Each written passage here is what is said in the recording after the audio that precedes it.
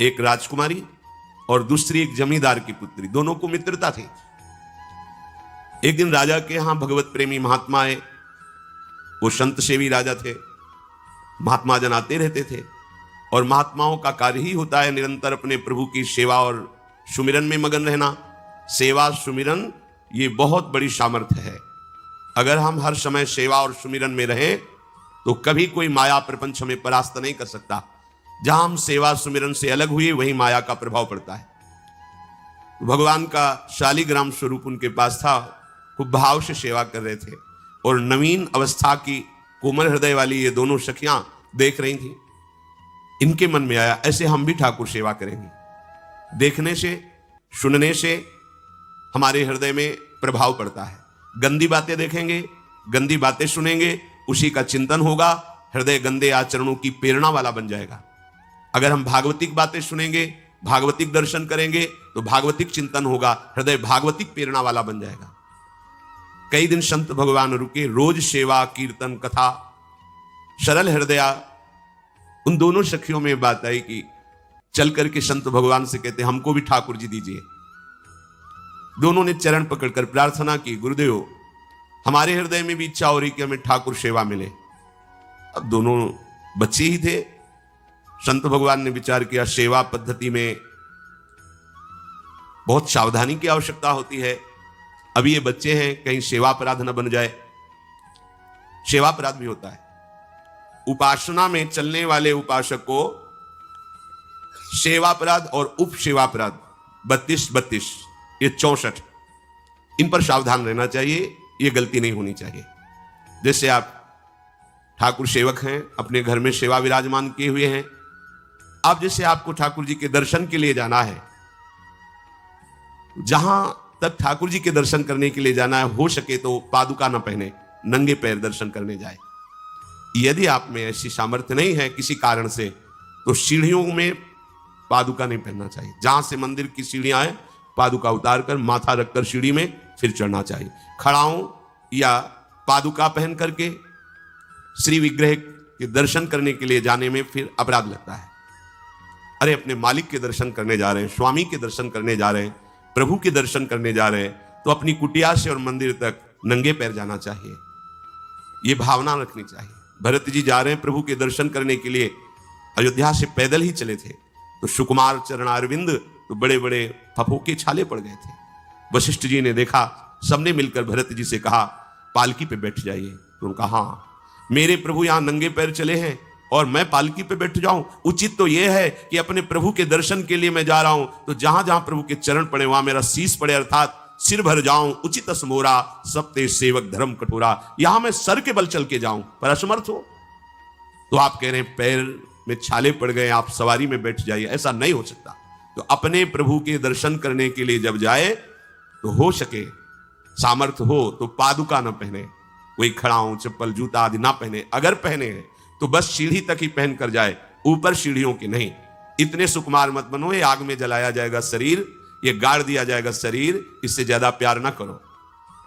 अब इतना दृढ़ विश्वास कि ये बच्चे हैं, सेवा भाव कैसे पूर्ण कर पाएंगे? तो उन संत भगवान ने दोनों बच्चियों से कहा कल ठाकुर जी लाएंगे, हम आपको दे देंगे। तो गांव में घूमे तो आसपास गोले गोले से पत्थर मिले, पत्थर लाए 2 और कहा कि ये लो तुम्हारे ठाकुर जी हैं। दोनों को दिया। देखो गुरु वचनों पर और गुरु प्रदत्त सेवा वस्तु पर कितना भाव होना चाहिए। उन्होंने दृढ़ विश्वास किया कि मुझे भगवान गुरुदेव ने दिया, ये भगवान है मेरे। दोनों ने अपने हृदय से लगाया। अब एक जमींदार की पुत्री थी, एक राजकुमारी, स्वर्ण के सिंहासन में, और उनका नाम रखा शिलपिल्ले ठाकुर। शिल मतलब पत्थर, तो उनका तुम्हारे ठाकुर का नाम शिलपिल्ले गोविंद है। दोनों सिंहासन पर रखकर आराधना करती। भाव प्रतिपल बढ़ता गया, नाम निरंतर जप। गुरु प्रदत्त ठाकुर पर विशेष चमत्कार हृदय में प्रकट होता है यदि उन्हीं की नियमावली से चलो। अपने मन से बाजार से खरीद लाए, विराजमान किए हैं, कभी सेवा की कभी नहीं की, वो भी अच्छा है, कम से कम भागवतिक भाव तो है। लेकिन सिद्धि जो प्राप्त होती है वो गुरु कृपा से, गुरु प्रदत्त ठाकुर से। जैसे धन्ना जी को भांग के बट्टे में ठाकुर जी प्रकाशित हो गए, गुरु प्रदत्त। अब ये सखियां जब बड़ी हुई तो इनके ब्याह की बात हुई। तो जो राजकुमारी थी, उनका राजकुमार से किसी से ब्याह तय हुआ, ब्याह हो गया। अपने माता पिता से जब विदाई ली तो अपने ठाकुर जी को जो सिंहासन में थे, सिंहासन से एक सुंदर पेटी में से और गोद में रखकर, और अंदर ही अंदर जल रही है कि प्रभु मैंने प्रीतम आपको माना है, संसार के व्यवहार में ये प्रीतम बना हुआ है, पर प्रभु हमारे प्रीतम दो नहीं हो सकते, हमने हृदय से आपको माना। इसी विचार में वो बड़ी उदास है। पहले पालकियों में ऐसा राज सैनिक चल रहे हैं, पालकियों में वो बहू जा रही है और राजकुमार घोड़े पर। राजकुमार बार बार पालकी के समीप जाता, दर्शन करने की इच्छा होती है ना, तो उदास देखता, मन में बड़ी गिलानी हुई। उसने कहा, एक नदी थी, उसने कहा यहां हम थोड़ी देर विश्राम करना चाहते हैं, राजकुमारी की पालकी रखी जाए और सैनिक दूर खड़े हो। तो राजकुमार वैसे ही आज्ञा हुई। तो बात करना चाहते हैं, पर वो ना देखती है और ना बात करती है, और इतना सुंदर रूप, क्योंकि ब्रह्मचारिणी और भगवत आराधना। अब उसके हृदय में जलन हुई कि ऐसा क्या है जो हमसे बात नहीं कर रही। बस बार बार ऐसे पिटारी खोल के ऐसे ठाकुर जी को देखती। नाम जप और सेवा के प्रभाव से वो सिल नहीं रह गया था, वहां उसको सांवरे श्याम सुंदर की झांकी मिलती थी। जब अपने शिल्पिल्ले ठाकुर जी को देखती तो ललित त्रिभंगी श्री लालजू महाराज श्याम सुंदर दिखाए, अत्यंत आसक्ति। गुरु प्रदत्त किसी भी शब्द में, किसी भी वस्तु में दिव्यता होती है, बस हमारी भावना होनी चाहिए। अरे बोले ये हम नहीं दे सकते, ये गुरु प्रदत्त है, नहीं हम प्राण दे सकते, लेकिन ये नहीं। जिसका गुरु वचन पर, गुरु प्रदत्त वस्तु पर, गुरु प्रदत्त ठाकुर पर दृढ़ निष्ठा हो गई, वही सिद्ध हो जाता है। ये तीनों उंगलियों में से तेरी फेवरेट कौन सी? अब उसने समझ लिया कि पिटारी में जो कुछ है यही हमारे और राजकुमारी के बीच में बाधा है। दो चार दासियों को बुलाया और कहा इनको बातों में उलझाओ, पिटारी पीछे हमें दो। और प्रवीण दासियां उनको विनोद भाषा में, हंसी मजाक में बात, लेकिन वो उदासीन। धीरे से गोद में पेटी थी, ले ली, हम लिए हुए हैं, अब बातचीत में सारा, और पेटी उनको दे दी। राजकुमार ने राजकुमारी से कहा यही पेटी तो हमारे आपके बीच में बात, फेंक दी नदी में। अब तो जो उसके हृदय में पीड़ा हुई, भारी व्याकुलता। अब राजकुमार सैनिकों के साथ तुरंत पालकी उठवाई, मैं ले गया, पर वो आसक्त है, इतनी सुंदर राजकुमारी, क्योंकि भागवतिक तेज से संपन्न में आकर्षण होता है। राजकुमारी ने कहा यदि हमारे ठाकुर नहीं तो मैं नहीं, आज से अन्न जल त्याग, प्राण त्याग दूंगी अगर हमारे ठाकुर जी हमारे समीप नहीं तो। आज से एक बूंद पा, कैसे पिए, अपने ठाकुर को भोग लगा के पाला है और ठाकुर जी फेंक दिए गए। भारी व्याकुलता, जैसे मीरा जी कहते, दृश्य बिन दुख न लागे नहीं, न रात में नींद है न दिन में अन्न जल है, व्याकुलता। अब भयभीत हो गया राजकुमार। पूरा महल इस विषाद से हो गया कि अगर नवीन राजकुमारी प्राण त्याग देती है तो क्या होगा लोक समाज में, कि अभी नवीन राजकुमारी गई, ये लोग ऐसे निर्दयी हैं कि ऐसा व्यवहार किया कि उसने प्राण त्याग दिया। राजकुमार घुटने में आ गया, घुटने टेक कर राजकुमारी से कहा मैं तुम्हें दुखी नहीं करना चाहता, पर मैं तुमको छोड़ भी नहीं सकता। अब हमें आप वो उपाय बताओ जिससे आप मुस्कुरा दो, आप प्रसन्न हो जाओ। तो उनका, हम अपने ठाकुर के बिना जीवित नहीं रह सकती, यदि आप हमें जीवित देखना चाहते तो हमारे ठाकुर जी ला के दो। हमारी भागवतिक निष्ठा ऐसी होनी चाहिए कि जो गुरु जी ने मंत्र दिया है, जो गुरु जी ने उपासना दी है, उसमें दृढ़ विश्वास होना चाहिए। हमारे अंदर किंचन मात्र फिसलाव नहीं होना चाहिए। और आगे जो महामहिम सूत्र है, जब तक हमारा मन प्रभु में समर्पित ना हो जाए तब तक पाप होने की संभावना होती है, बड़े बड़ों से चूक हो जाती है। इसमें यह नहीं कहा जा सकता कि हम इतने वर्ष से साधन में लगे, हमसे चूक नहीं होगी, ये तो भूल जाना। बड़े बड़ों से चूक करवा देना माया का कार्य होता है, पर जिनका मन प्रभु को समर्पित हो गया है उनसे चूक नहीं हो सकती।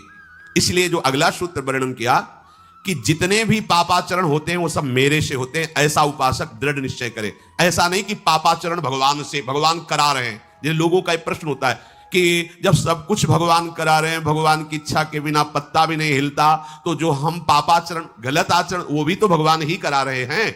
इस विषय को समझना है। आज के समाज का जो मानसिक स्तर है, जब हम त्याग की बात करते हैं कि गंदे आचरण नहीं करने चाहिए, तो जो समझाया जाता है, जो समझ है आज की आधुनिक, वो ये समझ है, कुछ ऐसे जनों ने ये निर्धारित भी किया है कि बहुत भोग कर लेने पर फिर समाधि की प्राप्ति होती है।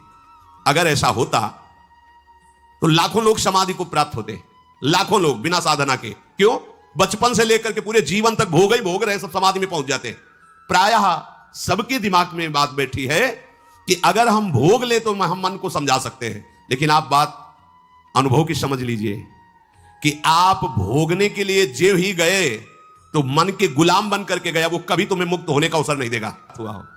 जैसे हम भोजन कर लेते हैं तो लगता है अब कुछ नहीं, लेकिन 6 घंटे व्यतीत होते होते पर्चा बन जाएगा कि ये चीज फिर चाहिए खाने को। ऐसे ही कोई भोग भोगने के बाद कुछ क्षण के लिए उससे विरति हो जाती है, ठीक है, लेकिन फिर कुछ मिनट होने के बाद फिर नई स्फुरणा, नया संकल्प, नई क्रिया, नई भोग वासना सब हृदय में देख लो। इसके लिए किसी और से सलाह लेने की जरूरत नहीं।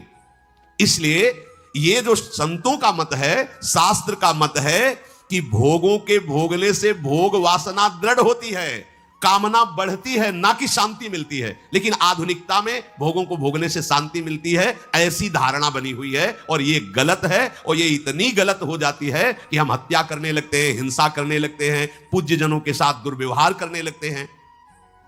आज तक भोगों में इति नहीं हुई। देवयानी जी भगवान शुक्राचार्य जी की पुत्री हैं। वो इतनी सुंदर हैं कि कोई अप्सरा भी उनसे होड़ नहीं कर सकती, क्योंकि भगवान शुक्राचार्य की पुत्री जितेंद्री, पवित्र, भगवत आराधन संपन्न। बड़ा प्रसंग है, उसको ना लेते हुए हम सारांश में बता रहे।